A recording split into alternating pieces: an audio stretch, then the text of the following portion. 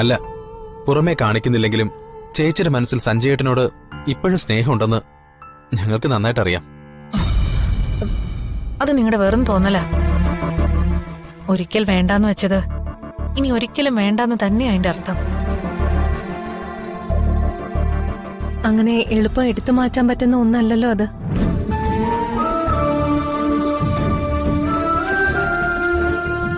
ചെറിയച്ഛൻ പറഞ്ഞതൊന്നും ഒരിക്കലും ശരിയായില്ല. അതൊന്നും എനിക്കൊരു പ്രശ്നമല്ല. എല്ലാവർക്കും അവരവരുടേതായ സ്വാതന്ത്ര്യമുണ്ട്. അതനുസരിച്ച് എന്ത് വേണേലും ചെയ്യാം. എന്റെ മനസ്സിലിപ്പോ ഒരേ ഒരു ചിന്ത മാത്രമേ ഉള്ളൂ. അതെന്റെ മോളാ, എന്റെ ധ്വനി. അവൾക്ക് ദോഷം വരുന്നതൊന്നും ആരും ചെയ്യാൻ പാടില്ല. മറ്റൊന്നും എന്നെ ബാധിക്കുന്ന കാര്യമല്ല ദുർഗെ.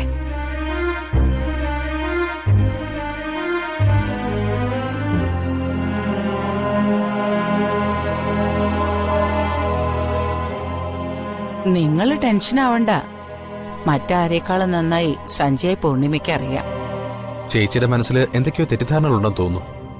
ഒരിക്കലുമില്ല. പൂർണിമയുടെ മനസ്സിൽ സഞ്ജയ്ക്കുള്ള സ്ഥാനം എനിക്കറിയാം. സഞ്ജയ് നല്ല മനുഷ്യനാ. അവനൊരു തെറ്റും ചെയ്യില്ല. പിന്നെ ഒരു പ്രശ്നമുള്ളത് അവന്റെ സ്വഭാവമാണ്.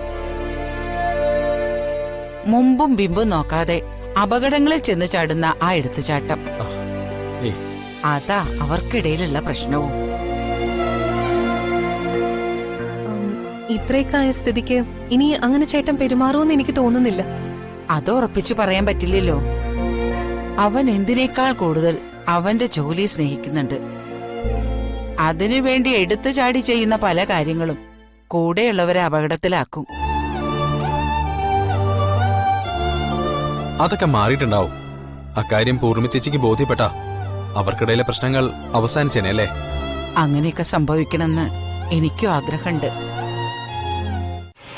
Thanks for everything Prithvi. ആദ്യത്തെ വിഗ്രഹം കുഴപ്പങ്ങളൊന്നും കൂടാതെ നമ്മുടെ കയ്യിലെത്തി. ഇനി ഇതേ ജനസിലുള്ള 4 എണ്ണം കൂടി ബാക്കിയുണ്ട്.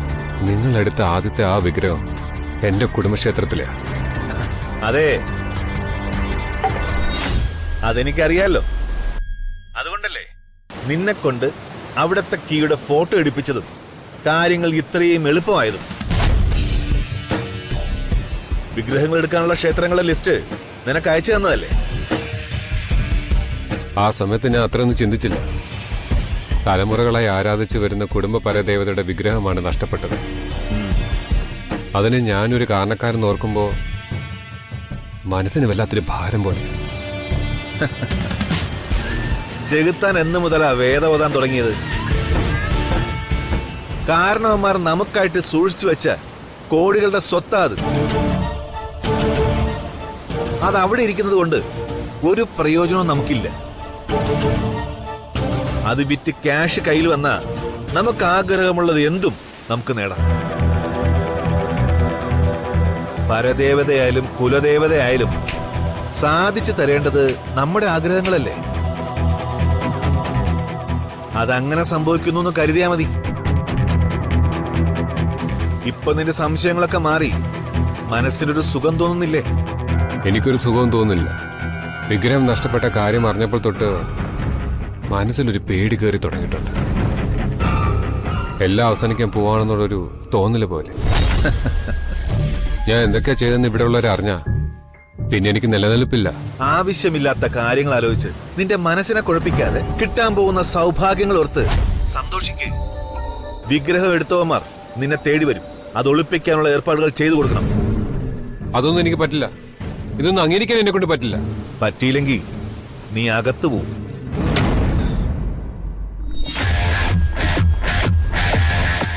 By my dear.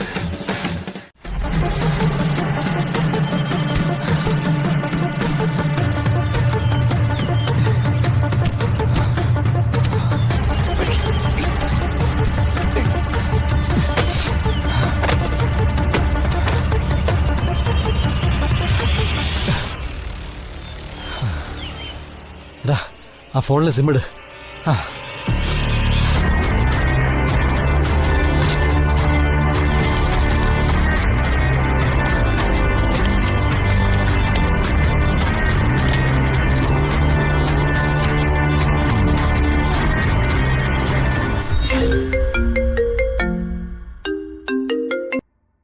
Hello, Menon sir പറഞ്ഞിട്ട് വിളിക്കുക.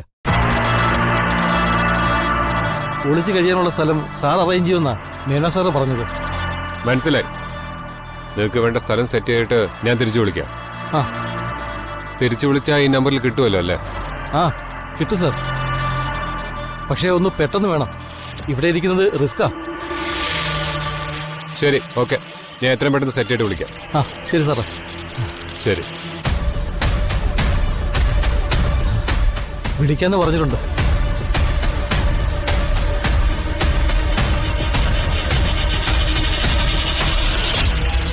ഈ കുട്ടിയുടെ ഒരു കാര്യം.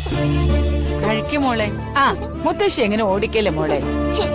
രാവിലെ തൊട്ട് ഒന്നും കഴിച്ചിട്ടില്ലല്ലോ. ദേ ഇങ്ങനെ ഓടല്ലേ കുട്ടി.